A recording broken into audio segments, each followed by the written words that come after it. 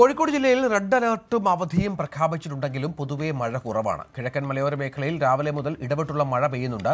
കാരശ്ശേരി പഞ്ചായത്തിലെ ചെറുപുഴയിലെ ആലുള്ളകണ്ടിക്കടവിലെ പമ്പ് ഹൗസിനടുത്തുള്ള മുളങ്കൂട്ടം ഇടിഞ്ഞ് പുഴയുടെ കുറുകെ വീണത് പമ്പ് ഹൗസിനും തീരത്തുള്ള നിരവധി വീടുകൾക്കും അപകട ഭീഷണി ഉയർത്തുന്നു.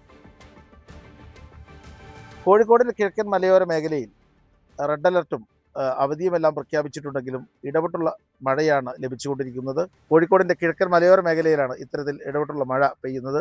അതിനിടെ കോഴിക്കോട് കാരശ്ശേരി പഞ്ചായത്തിലെ ചെറുപുഴയിലെ ആലുള്ളക്കണ്ടി കടവിന് പമ്പ് ഹൗസിന് തൊട്ടടുത്തുള്ള തീരം ഇടിഞ്ഞ് പുഴയിലേക്ക് കിടക്കുകയാണ്. ഈ തീരം ഇടിഞ്ഞതോടെ വലിയ അപകട ഭീഷണിയാണ്. തുടർന്നുള്ള തീരവും ഇടിയാനുള്ള സാധ്യത വലിയ അപകട ഭീഷണിയാണ് നിലനിൽക്കുന്നത്. അതുപോലെ തന്നെ കുടിവെള്ള പദ്ധതിക്കും ഭീഷണി നിലനിൽക്കുന്നുണ്ട്. ഇവിടെ ഇപ്പോൾ നാട്ടുകാരുണ്ട്. എന്താണ് ഇവിടെ നിലവിലുള്ള പ്രശ്നം?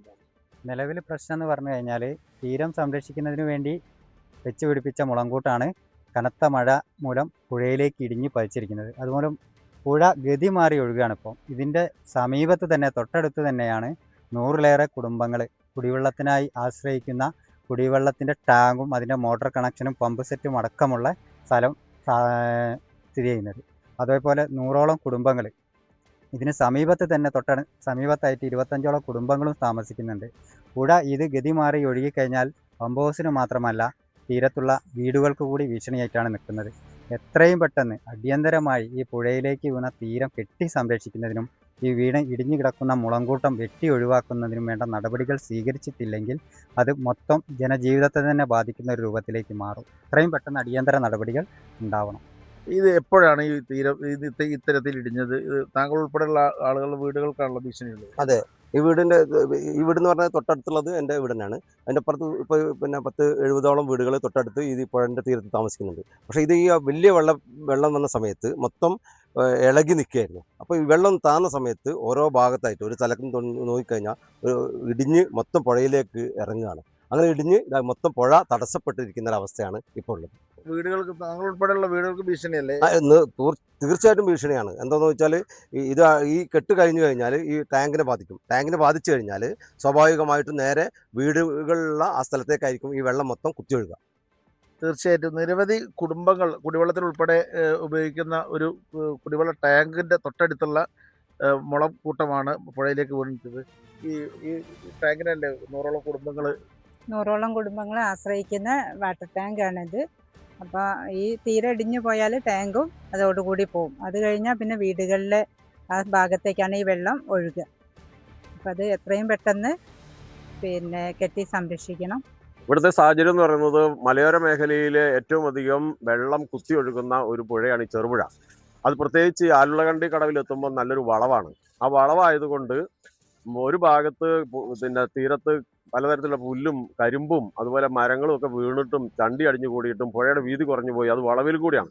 അപ്പം മറുഭാഗത്ത് വളരെ വലിയ കുത്തൊഴുക്കോട്ട് വന്നിട്ട് ഇപ്പം സംഭവിച്ചിരിക്കുന്നത് ഇവിടെ ഏറ്റവും പ്രധാനപ്പെട്ട ഒരു ജലനിധിയുടെ കുടിവെള്ള പദ്ധതിയുടെ ചേർന്നുള്ള കെട്ടെല്ലാം ഇടിഞ്ഞു പോയി. അതുപോലെ തന്നെ മുളങ്കൂട്ടം ഒന്നായിട്ട് പോയിട്ടുണ്ട്. അപ്പോൾ ഇനിയും ഒരു കുത്തൊഴുക്കം വന്നു കഴിഞ്ഞാൽ കുടിവെള്ള പദ്ധതി തന്നെ തകർന്നു വീണേക്കാം.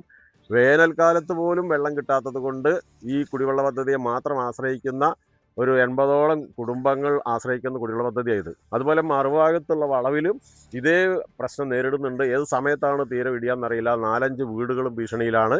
അപ്പോൾ ഇത്ര വളരെയധികം ഭീഷണി നിലനിൽക്കുന്ന ഈ പുഴയുടെ തീരം കെട്ടി സംരക്ഷിക്കുകയും മറുഭാഗത്ത് പുഴയ്ക്ക് വീതി കുറഞ്ഞും ആഴം കുറഞ്ഞും പോയിട്ടുള്ളത് അതെല്ലാം നീക്കം ചെയ്ത് പുഴയുടെ സ്വാഭാവികമായ ഒഴുക്ക് സംരക്ഷിക്കുകയും ചെയ്യേണ്ടത് വളരെ അത്യാവശ്യമാണ്. അല്ലെങ്കിൽ വലിയ ദുരന്തത്തിന് സാക്ഷിയാകേണ്ടി വരും എന്നതാണ് അവസ്ഥ. തീരം ഭീഷണിയുടെ ഭാഗമായി നിരവധി വീടുകളാണ് ഇപ്പോൾ അപകടാവസ്ഥയിലുള്ളത്. നമ്മുടെ കൂടെ വീട് അപകടാവസ്ഥയിലുള്ള ആളുകൾ നമ്മളൊപ്പം ചേരുന്നുണ്ട്. എന്താണ് നിങ്ങളുടെ വീടിൻ്റെ അവസ്ഥ? എന്താണ് നിലവിൽ? ഇതിൻ്റെ വെഹിക്കിളൊക്കെ ഇടിഞ്ഞു പോയത്. ഇപ്പം അങ്ങനെ മരങ്ങളും വെഹിക്കിളുള്ള മതിലിപ്പോൾ ഇടിയാൻ നിൽക്കുകയാണ്. പരാതികളൊക്കെ കാര്യങ്ങളൊക്കെ കൊടുത്തിരുന്നു, നേരത്തെ അറിയിച്ചിരുന്നു? പ്രാവശ്യം എടുത്ത് പോയതാണ്. ഇതിനൊന്നും പരിഹാരമൊന്നും ഉണ്ടായില്ല. ഇനിയിപ്പോൾ പേടിച്ചാണ്. രാത്രിയൊക്കെ മഴ വന്നാലും രാത്രി കിടക്കാൻ പേടിയാണ്. വീട്ടിൽ വെഹിക്കിലിടിയുന്ന ഭീഷണിക്ക്. എന്താണ് നിങ്ങളുടെ വീടിൻ്റെ നിലവിലുള്ള അവസ്ഥ? പുഴയുടെ തൊട്ടടുത്താണ് നിങ്ങളുടെ വീട്? എങ്ങനെയാണ്? പുഴൻ്റെ തൊട്ടടുത്താണ്. എപ്പോഴും ഇടിഞ്ഞ് ഇതാനുള്ള സാഹചര്യമാണ് ഇപ്പോൾ ഉള്ളത്. വെള്ളം നല്ല വന്നിട്ടുണ്ടെങ്കിൽ ഞങ്ങൾക്ക് അവിടെ നിൽക്കാൻ രാത്രി ഉറങ്ങാൻ തന്നെ സാഹചര്യത്തിൽ ഭയങ്കര പേടിയാണ്.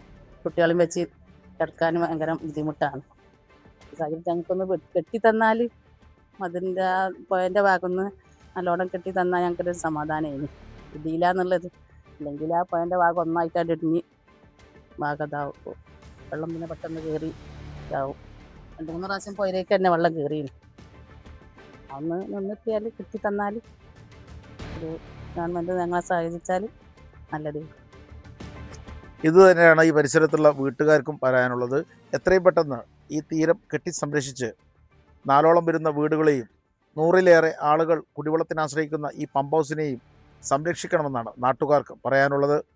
കോഴിക്കോട് കാരശ്ശേരിയിൽ നിന്നും JN ആസാദ്, ന്യൂസ് 18. കൂടുതൽ വാർത്തകൾക്ക് news 18 Keralam YouTube channel subscribe ചെയ്യുക.